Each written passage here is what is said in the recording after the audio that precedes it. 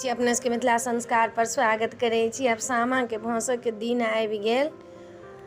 आब टाइम आबि गेल शुक्र के भौंसत सामा। कहियो कोई बृहस्पति के खाली दिन छै तऽ केना बेटी भसतै, तऽ शुक्र के सामा भसत। तऽ अपने सबके सामा भसाबऽ के विधि दऽ रहल छी। सामा जे भसैया, पौती पेटारी सब जे टूटल फूटल रहै छै तकरा सबके लोक दिने में जोड़ि कऽ ढियोर कऽ रंगि कऽ तखन पौती पेटारी हाँसू चालनि झाँझ चकला बेलना सब लोग बनबैया। ओहि पौती सबमे चाउर दालि हरदि मिरचाइ तरकारी सब धऽ दैया। तखन सामा में दीप लेस कऽ धरैया। दूटा मसाल बना कऽ जाहिठमन गाड़ब कतिका कुम्हरके प्रसाद उसरगाइए ओहिठमन। तऽ सामा के सब ओरियान कऽ कऽ चूड़ा दही हुनका मुँह ऐठा कऽ जेना बेटीके लोक उठबै छै तेना ओ प्रसाद भाइयो खाइए बहिनो खाइए, घरमे सब खाइए। हुनका फेर पानिसँ उसरगि कऽ पानि पिया कऽ तखन जे हुनका भायके जे खोइछ भरब फाँड़ भरब तऽ सूपमे धयने रहब भुसबा चूड़ा नवका, ओहिमे लड्डू धयने रहब। भायके पीढ़ीपर बैसा कऽ एना कऽ तौलिया लऽ कऽ फाँड़ बान्हि देब आ ओहिमे 5 मुट्ठी से चूड़ा भुसबा लड्डू लऽ कऽ हुनका देबनि।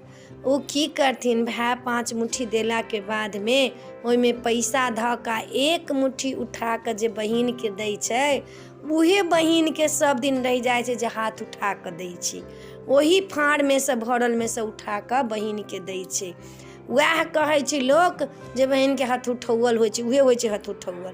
जे 1 मुट्ठी जे दियाइ छै से बहिनके सब दिन उहे 1 मुट्ठी दिया जाइ छै। पूरा फाँड़ छै तऽ भायके छै, पूरा सम्पत्ति भायके छै, लेकिन बहिनके जे उहे फाँड़मे सँ निकालि कऽ 1 मुट्ठी पैसा धऽ कऽ दै छै बहिनके, उहे बहिनके रहि जाइ छै। जहन फाँड़ भरा जा तऽ गोर लागि ले भायके।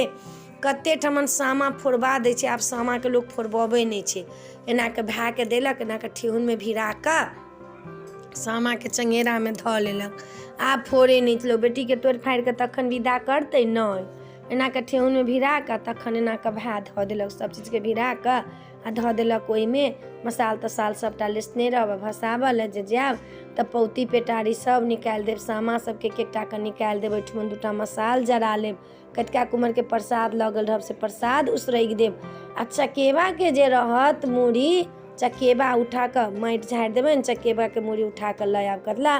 तऽ चकेबा जे छथिन से मुनि छथिन, चकबा मुनि जे कहथिन से मुनि छथिन, साम्ब भाइ छथिन।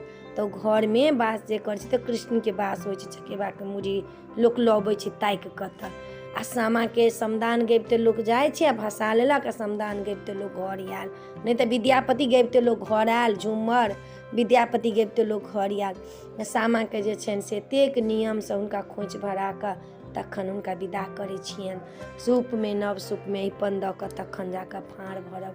तऽ फाँड़ भरऽके विधि अपने सबके देलहुँ हँ। नीक लागत तऽ चैनलके सब्सक्राइब करऽके, लाइक करऽके नहि बिसरबै, कहऽके नहि बिसरबै। आ जरूर कहब नीक लागत कि नहि नीक लागल से। आब तऽ अहाँसब हमरा देखबो नहि करै छी, नहि गीत देखै छी नहि किछु देखै छी। एनामे केना काज चलतै यौ, अहाँसब नहि देखबै तऽ केना हम आगाँ बढ़बै। नीक लागल जरूर कहब। जय मिथिला, जय माता।